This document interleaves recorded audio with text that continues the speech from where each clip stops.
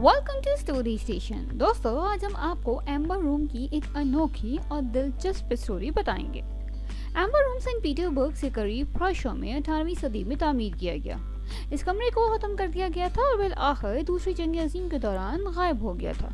इसके नुकसान से पहले इसे दुनिया का 8वां अजूबा समझा जाता था। 1979 में शुरू होने वाली एक तामीर नौ की गई और 2003 में कैथरीन पैलेस में मुकम्मल और इंस्टॉल की गई। आइए कुछ आर्किटेक्चर की बात हो जाए। एम्बर रूम आर्ट का एक अनमोल टुकड़ा है जिसमें गैर मामूली आर्किटेक्चरल खुसूसियात जैसे गिल्डिंग, नक्शो निगार, 450 किलोग्राम और 990 पॉन्ड्स एम्बर पैनल्स, सोने के पत्ते, जवाहरात और आईने शामिल हैं। ये सब मोमबत्ती की रोशनी से नुमायां हैं। इजाफी आर्किटेक्चरल और डिज़ाइन की खुसूसियात में बच्चों के मुजस्समे शामिल हैं। कमरे की कीमत का जदीद तखमीना $142 मिलियन से $500 मिलियन तक है और इससे कहीं ज़्यादा भी हो सकता है। आइए कुछ हिस्ट्री की बात हो जाए। एम्बर रूम का आगाज 1701 में प्रशिया के पहले बादशाह फ्रेडरिक की रिहाइशगाह चार्लोटेनबर्ग पैलेस में इसकी दूसरी बीवी सोफिया शार्लेट के कहने पर किया गया था। कमरे का तस्वुर और डिज़ाइन एंड्रिस शुलूटर ने तैयार किया था। इस वक्त श्लूटर प्रशियन शाही दरबार का चीफ आर्किटेक्ट था और अंदरूनी सजावट के लिए एम्बर का इस्तेमाल बिल्कुल नया था। इसे डेनमार्क के बादशाह फेडरिक IV के डेनिश दरबार के माहिर कारीगर गॉटफ्रीड वॉल्फ्रम ने डैनजिग से एम्बर मास्टर्स अर्न्स्ट शाक्ट और गॉटफ्रीड टोहरू की मदद से तैयार किया था, जो पोलैंड में गडाइंस्क है। अगरचे असल में चार्लोटेनबर्ग पैलेस में तनसीब का इरादा किया गया था, लेकिन मुकम्मल पैनल आखिरकार बर्लिन सिटी पैलेस में नस्ब किए गए थे। ताहम एम्बर रूम ज़्यादा देर तक बर्लिन सिटी पैलेस में नहीं रहा।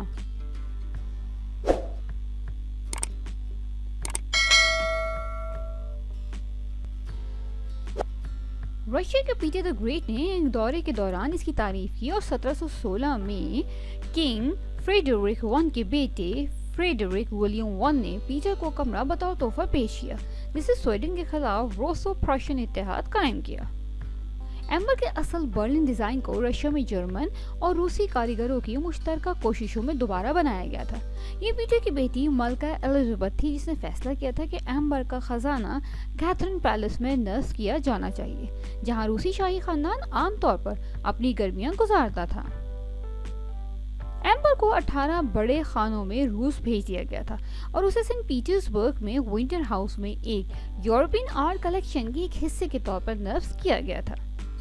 1755 में ज़रीना एलिजाबेथ ने कमरे को पुश्किन के कैथरीन पैलेस में मुंतकिल करने का हुक्म दिया, जिसका नाम ज़ार्स्कोय सेलो या ज़ार्स विलेज है। दोस्तों, स्टालिन डिज़ाइनर बार्थोलोमेव फ्रांसिस्को रस्टेराली ने बर्लिन से भेजे गए इजाफी एम्बर का इस्तेमाल करते हुए कमरे को अपनी नई बड़ी जगह में फिट होने के लिए दोबारा डिज़ाइन किया। 18वीं सदी के मुताबिक दीगर तज़ीनो आराइश के बाद इस कमरे में 55 मुरब्बा मीटर 590 मुरब्बा फीट से ज़्यादा का अहाता किया गया था और इसमें 6 टन और 13,000 पौंड से ज़्यादा एम्बर था। इस कमरे की तामीर में तकरीबन 10 साल से ज़्यादा का वक्त लगा। आइए अब हम आपको नाजी लूट मार के बारे में बताते हैं। 22 जून 1941 को एडोल्फ हिटलर ने ऑपरेशन बारबरूसा शुरू किया, जिससे सोवियत यूनियन में 3 लाख जर्मन फौजियों का आगाज किया। इस हमले के नतीजे में हजारों फन के खजाने लूट लिए गए, जिसमें शानदार एम्बर रूम भी शामिल था, जिसके बारे में नाजीज का ख्याल था कि ये जर्मन्स ने बनाया है और यकीनन जर्मन्स के लिए ही बनाया गया था।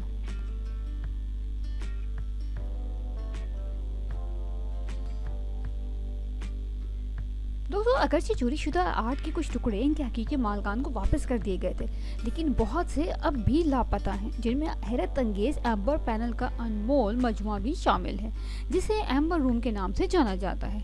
इस कमरे को रूस के सबसे कीमती नवादरात में से एक कहा जाता था। इसकी लूटमार के बाद इस कमरे को जर्मनी को वापस कर दिया गया था और नुमाइश के लिए रख दिया गया था, लेकिन जंग के इख्तितामी महीनों में ये गायब हो गया। इसकी किस्मत दूसरी जंग अजीम के सबसे बड़े इसरार में से एक है।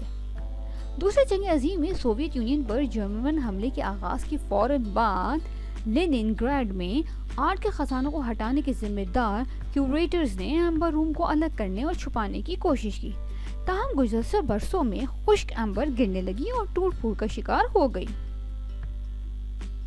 جس کی وجہ سے ایمبر کے گرنے کے بغیر کمرے کو منتقل کرنا ناممکن ہو گیا تھا۔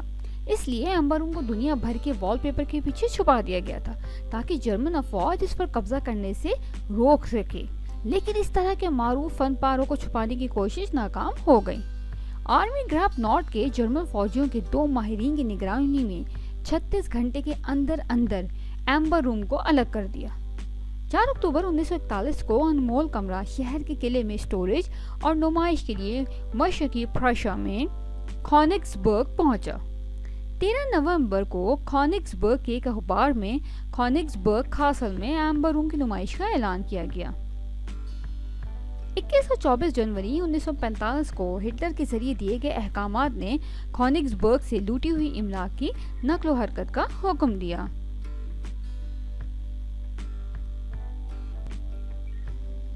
اس نے Albert Speer high as minister of armaments اور ان کی انتظامیہ کی ٹیم کو ترجیحی ثقافتی سامان کی نقل و حمل کی اجازت دی۔ تاہم ایمبر روم کو منتقل کرنے سے پہلے ایرچ کھو، جو جنگ کے آخری مہینوں میں کونگسبرگ میں سول انتظامیہ کے انچارج تھے، نے اپنا عہدہ چھوڑ دیا اور جنرل اوتو لیش کمانڈ چھوڑ کر شہر سے فرار ہو گئے۔ اگست 1944 میں کونگسبرگ کو رائل ایئر فورس نے شدید بمباری کا نشانہ بنایا۔ اسے 9 اپریل 1945 کو حتمی قبضے سے قبل پیش قدمی کرنے والی ریڈ آرمی کے توپ خانے سے مزید وسیع نقصان پہنچا۔ جنگ کے بعد ایمبر روم کو دوبارہ کبھی عوام میں نہیں دیکھا، حالانکہ کبھی کبھار یہ رپورٹس منظر عام پر بھی آئیں کہ ایمبر روم کے ٹکڑے جنگ میں بچ گئے تھے۔ کئی عینی شاہدین نے دعویٰ کیا ہے کہ انہوں نے مشہور کمرے کو ولہیم گسٹاف پر لدے ہوئے دیکھا، جو 30 جنوری 1945 کو گڈینیا سے نکلا تھا، اور پھر اسے سوویت سب میرین نے فوری طور پر ٹارپیڈوڈ کر کے ڈبو دیا تھا۔ 1997 میں ایک Italian stone mosaic feel and touch, جو ایمبر روم کو سجانے والے 4 پتھروں کے ایک سیٹ کا حصہ تھا، 1997 میں جرمن آرٹ کے جاسوسوں کے ایک گروپ کو ایک ٹیپ ملی کہ کوئی ایمبر روم کا ایک ٹکڑا ہاک کرنے کی کوشش کر رہا ہے۔ انہوں نے بیچنے والے کے وکیل کے دفتر پہ چھاپا مارا اور برمن میں کمرے کے موزیک پینلز میں سے ایک پایا، لیکن بیچنے والے ایک مرنے والے فوجی کا بیٹا تھا اور اسے پینل کی اصلیت کے بارے میں کوئی اندازہ نہیں تھا۔ زیادہ انتہائی نظریات میں سے یہ ایک ہے کہ سٹالن کے پاس اصل میں دوسرا ایمبر روم تھا اور جرمنز نے ایک جعلی چوری کیا تھا۔ موزیکس روسی حکام کے ہاتھوں میں آیا اور اپنی تعمیر نو میں اس نے اسے استعمال کیا۔ –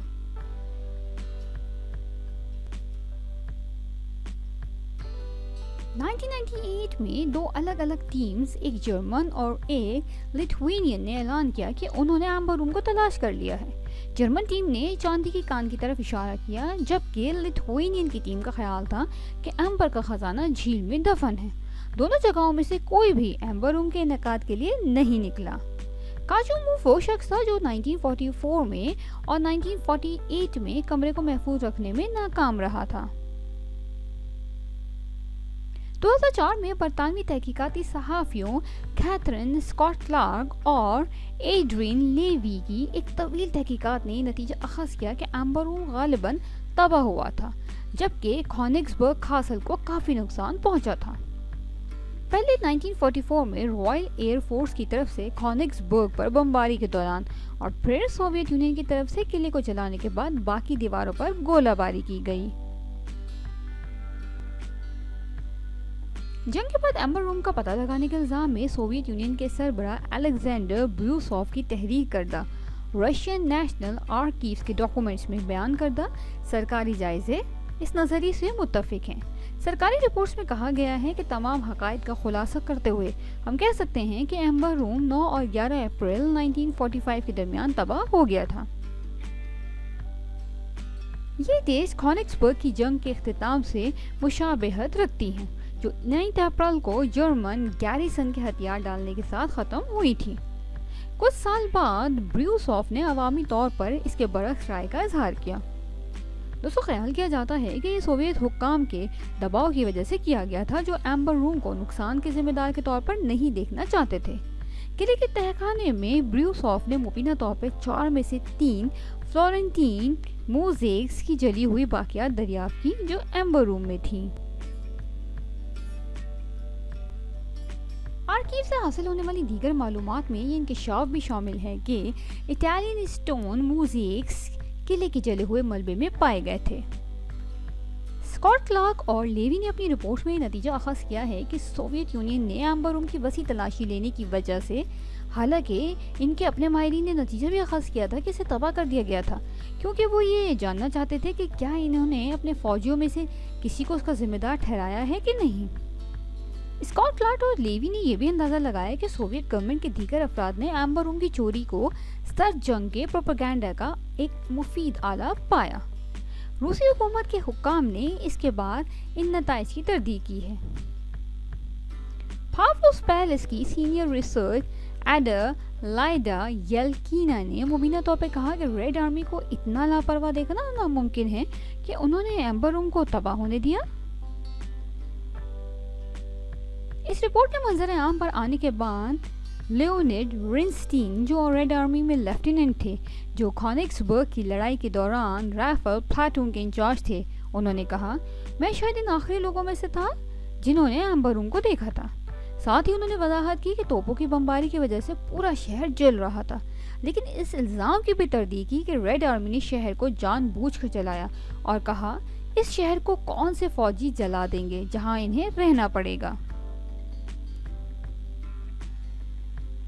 کالیننگراڈ سابقہ کونگس برگ کی کچھ موجودہ رہائشوں کے ذریعے اس نظریے کی ایک مختلف حالت یہ ہے کہ ریڈ آرمی کے ذریعے دوسری جنگ عظیم کے بعد کمرے کے کم از کم کچھ حصے کونگس برگ کاسل کے تہہ خانوں میں پائے گئے تھے۔ ایمبر روم مبینہ طور پر اب بھی اچھی حالت میں تھا۔ اس وقت اس کا اعتراف نہیں کیا گیا تھا، حالانکہ اس پر الزام تھا کہ ہو سکتا ہے کہ نازیوں نے اس پر حملہ کیا ہو۔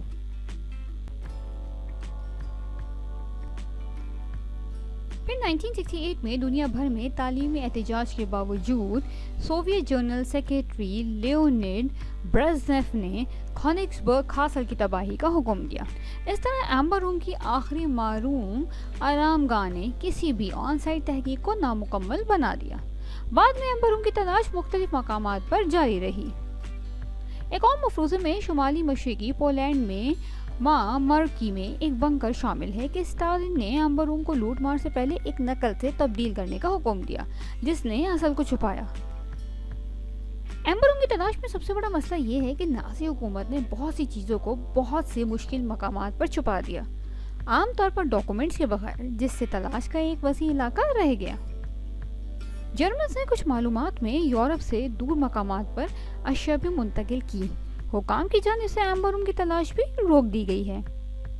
دوستو 1979 میں سوویت گورنمنٹ نے زاسکوئے سیلوں میں ایمبر روم کی نقل تیار کرنے کا فیصلہ کیا، ایک ایسا عمل جس میں 24 سال لگیں گے اور ایمبر کی کاریگری میں 40 روسی اور جرمن ماہرین کی ضرورت تھی۔ تعمیری نو کے منصوبے کو شروع سے ہی درپیش مالی مشکلات کو جرمن کمپنی EON کی جانب سے $3.5 ملین کے عطیے سے حل کیا گیا تھا۔ 2003 تک روسی کاریگروں کا کام زیادہ تر مکمل ہو چکا تھا۔ نیا ایمبر روم روسی صدر ولادیمیر پوٹن اور جرمن چانسلر گیرہرڈ شروڈر نے سن پیٹرز برگ شہر کی 320 سالگرہ کے موقع پر وقف کیا تھا۔ برلن کے قریب کلائن مہنو میں ایک چھوٹا ایمبر روم ہے جو اصل کے بعد تیار کیا گیا ہے۔ تو کیسی لگی آپ کو ایمبر روم کی یہ سٹوری؟ ہمیں کامنٹس میں ضرور بتائیے گا۔ ملتے ہیں نیکسٹ اسٹیشن پہ، اپنا بہت خیال رکھیے گا۔ Take care.